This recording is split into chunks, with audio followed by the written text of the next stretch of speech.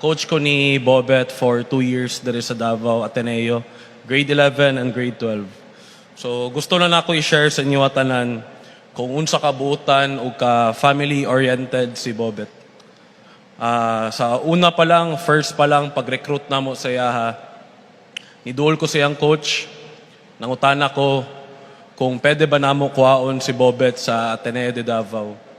Ang tubag sa iyang coach ako, Coach, ika-30 mo na eskwelahan na niduol sa MUA. So 29 schools, 29 universities ang ga-recruit kay Bobet, dili lang diri sa Davao, kundi sa Manila. Mas better opportunities, financially, mas dako ang allowance na i-offer, mas dako ang ma-provide nila.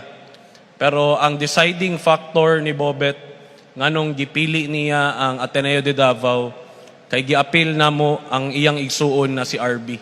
So, RB, salamat kayo na ikaw ang tindog daw, RB.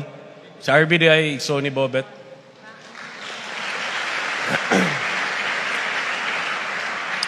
So si RB ang rason nganong naadto sa tuwa si Bobet. Grabe, mas gipili niya ma-safety, ma-secure iyang manghod kumpara sa laing mga offers sa Manila na mas dagag opportunity, mas dagag financial, mas dagag kwarta na gi-offer. So next na ko ingnon is kato sa duwa na mo katuig na nag-uban ni Bobet, Monday to Sunday may kauban for 2 years. Grabe paningkamot, sakripisyo, practice adlaw-adlaw. Monday to Friday ga-practice may, Saturday, Sunday mo biyahe may para modula, or Monday to Sunday among practice. Kay kabalo may samig dream na mailhan siya sa tibok Pilipinas, makamit na mo ang palarong pambansa championship. Kay diri sa tuwa sa Davao, compared sa Manila o sa Cebu, wala tay UAAP, wala tay NCAA. Sa Cebu, wala tay si Safi. So sa Davao, ang nata isang palarong pambansa para mailhan ta, mabutang ta sa mapa sa tibok Pilipinas. Which is, naitabo to, na champion me for the first time diri sa Davao. History, siya ang nag-MVP. And after ato, abi na ko na okay na. Pwede na siya mo relax. Pwede na siya mo dili kay mo practice. Kay for me, na kamit na niya yung pangarap na maging MVP. Masking kinsang player, makuha ni mong MVP sa palarong pabansa, pwede na ka siguro manghambog. Pwede na ka muundang og basketball. Kay for us, diri sa probinsya, diri sa Davao, mo tong pinaka greatest achievement for a player, for a student athlete. Pero natingala ko, pag entering grade 12, mas naningkamot pa siya, mas nitrabaho pa siya, mas motivated na siya. Kay kabalo ko, di lang pangandoy niya ang iyang gusto matuman, kundi ang pangandoy sa iyang family, pangandoy sa iyang mga igsuon. Sa tinuod lang, sa duwa na mo katuig, nag-uban ni Bobet, ever since, na-realize na nako karon lang, na masking unsa siya ka pobre, never siya nangayo jud og anything sa kuha. Ang iyah lang, gusto siya modula, muskwela siya tarong para makadula siya, maningkamot siya, para tanan iyang mga pangandoy o mga pangandoy sa iyang family, makuha nila.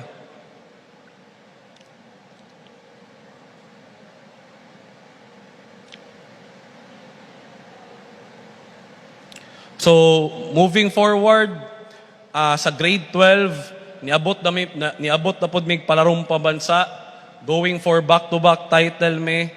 Pero before ato, niadto sa mi sa Talacogon, kung asa ilang lugar. Ang tawag dito sa Talacogon kay Baterbonia Country. Kay idol sa tanan dito si Bobet.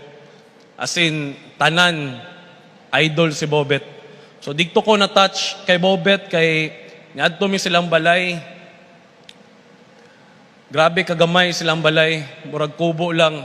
As in, gamay kayo. Mao samot ko ni believe kay Bobet, kay gikan digto na balay, grabe kadako ang pangandoy. Grabe kadako ang dream Di ko ka-imagine na ang tao na nigawas ato na balay, ato ang pangandoy. Nangutana ko siya, habet, unsa man imong dream school, Jud? Wala siya pagduwa-duwa, coach. Ang dream school nako Ateneo de Manila. Mao jud na akong goal, coach.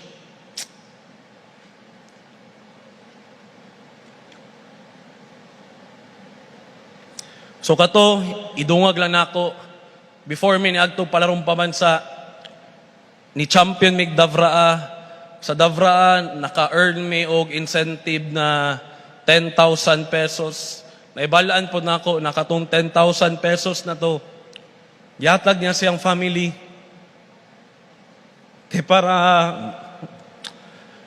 Para ma-accommodate ana siya na i-renovate ang atong balay. Kay tibok Pilipinas sa mga to sa Agsor. Dagag mga parents, mga parente sa mga gikan diri sa Ateneo de Davao, dili makabuk og hotel. At least natay gamay ma-accommodate sila ha. Which is nadayon jud naka-accommodate jud sila og pila ka parents na napastay nila sa sa ilaha. So ato siya kabutan. So karon gusto nako i-discuss sa inyo tanan ang mga remaining days na nakauban ako si Bobet. June 4 niadto mi sa Manila na timingan kay nakoy event sa Manila pagka June 5 unya ambot pagbuot siguro sa Ginoo na June 4 wala gituyo sabay mi og flight padulong Manila. Gisundo namo siya ni Player Spotted sa dorm nila Cap Mark kauban iyang mama. So before ato padulong na mig airport gastorya mi kay iyang mama night before nipalit og 20 or 10 kabuok na jerseys ni Bobet kay gusto niya ibaligya. So niingon si Bobet na ayaw kabalaka hawdon ako dito sa Manila kay kung hawdon ako dito sa Manila mas daghang jerseys palit sa imo.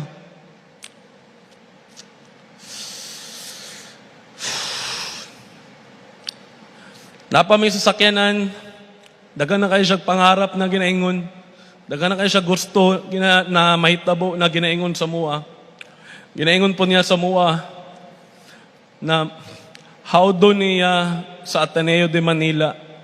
Kay para makademand siya sa Ateneo de Manila na mapaskwela niya iyang mga igsuon.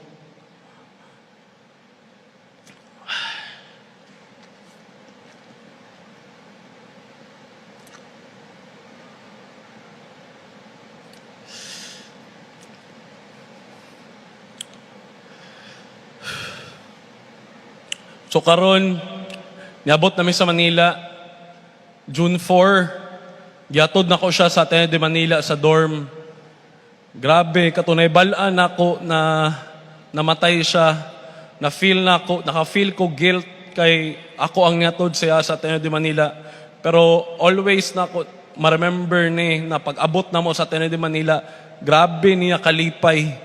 As in, grabe niya kalipay. Kay 2 years may naningkamot para ato na adlaw para moabot siya sa Ateneo de Manila. Maningkamot siya.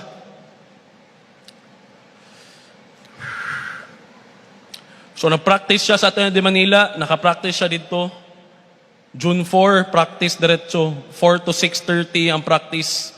Grabe niya ka energetic, grabe niya ka excited, grabe niya ka hyper.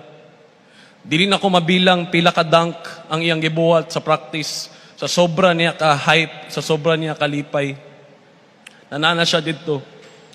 So after ato, before ko ni hawa, anak ko siya na bet, kaon na lang sa ta para at least pag uli nimo sa dorm nimo karon busog na ka.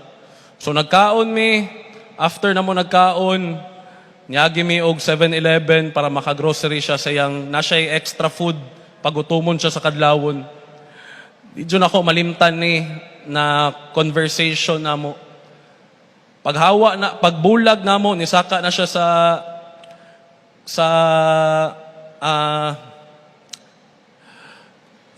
Pasaka na siya sa burag bypass dito. Ang ingon niya sa kuha, Coach, dili ko muulig Davao for 5. Lipay kay siya ni pag ingon niya sa kuha ni, Coach, di ko muulig Davao for 5 years. Kay gusto na ko, pag muuli ko, dato na ko. Kay para maahon na ko ang akong family sa kahirapan. Tumoto among last conversation ni Bobet. Bobet, love kay ka na mo. Dili yun na mo malimtan, imong kamaayo. Imong pagka-humble. Ikaw ang among inspiration. Paningkamuta na mo na matuman tanan nimo pangandoy. Love ka na mo, Rene. Forever ka na mong MVP. Salamat.